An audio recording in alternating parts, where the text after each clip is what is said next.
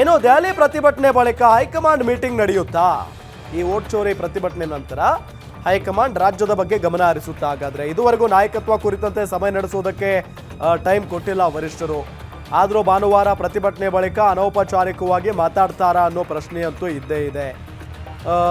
CM DCM ಜೊತೆಗೆ ರಾಹುಲ್ ಗಾಂಧಿ ಸೋನಿಯಾ ಸಭೆ ಮಾಡ್ತಾರಾ? ಹಾಗಾದ್ರೆ ಈ ವಿಚಾರಕ್ಕೆ ಸಂಬಂಧಪಟ್ಟಂತೆ ಪ್ರತ್ಯೇಕವಾಗಿ ಸಭೆ ನಡೆಸದೇ ಇದ್ರು ಪ್ರತಿಭಟನಾ ಸ್ಥಳದಲ್ಲೇ ಇದರ ಬಗ್ಗೆ ಏನಾದರೂ ಕೇಳ್ತಾರಾ?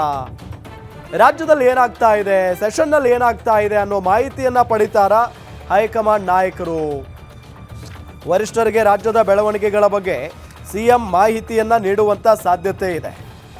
ಅಂದರೆ ಏನಾಗ್ತಾ ಇದೆ ಅದೆಲ್ಲದರ ಬಗ್ಗೆ ಈ ಮಾಹಿತಿ ಜೊತೆಗೆ ನಾಯಕತ್ವದ ವಿಚಾರವನ್ನು ಕೂಡ ಪ್ರಸ್ತಾಪಿಸುವ ಎಲ್ಲ ಸಾಧ್ಯತೆಯೂ ಕೂಡ ಕಂಡು ಬರ್ತಾ ಇದೆ. ಕುತೂಹಲ ಕೆರಳಿಸಿರುವ ಮುಖ್ಯಮಂತ್ರಿಗಳ ಭಾನುವಾರದ ದಿಲ್ಲಿ ಪ್ರವಾಸ. ಕೇವಲ ಮುಖ್ಯಮಂತ್ರಿಗಳು ಹೋಗ್ತಾ ಇದ್ದಾರಾ? ಇಲ್ಲ, ಡಿಸಿಎಂ ಸಾಹೇಬರು ಕೂಡ ಒಂದು ದಿನ ಮುಂಚಿತವಾಗಿಯೇ ಹೋಗ್ತಾ ಇದ್ದಾರೆ. ಸೊ ಈ ಸಂದರ್ಭದಲ್ಲಿ ರಾಹುಲ್ ಗಾಂಧಿ ಸೋನಿಯಾ ಗಾಂಧಿ ಅವರ ಜೊತೆಗೆ ಸಿಎಂ ಡಿಸಿಎಂ ಸಭೆಯನ್ನ ಏನಾದರೂ ನಡೆಸ್ತಾರಾ? ರಾಜ್ಯದ ವಿದ್ಯಮಾನಗಳ ಬಗ್ಗೆ ಆಗಿರಬಹುದು, ರಾಜ್ಯ ರಾಜಕಾರಣದ ಬಗ್ಗೆ ಆಗಿರಬಹುದು, ಅದಾದ ನಂತರ ಈಗ ಅಧಿವೇಶನದಲ್ಲಿ ಏನು ನಡೀತಾ ಇದೆ ಅನ್ನೋದರ ಬಗ್ಗೆ ಆಗಿರಬಹುದು, ಬಹಳ ಪ್ರಮುಖವಾಗಿ ನಾಯಕತ್ವ ಜಟಾಪಟಿ ವಿಚಾರಕ್ಕೆ ಸಂಬಂಧಪಟ್ಟಂತೆ ಆಗಿರಬಹುದು. ಚರ್ಚೆ ಆಗುತ್ತಾ, ಚರ್ಚೆ ಮಾಡ್ತಾರಾ ಅನ್ನೋ ಸಹಜವಾದಂಥ ಪ್ರಶ್ನೆ ಇದೆ.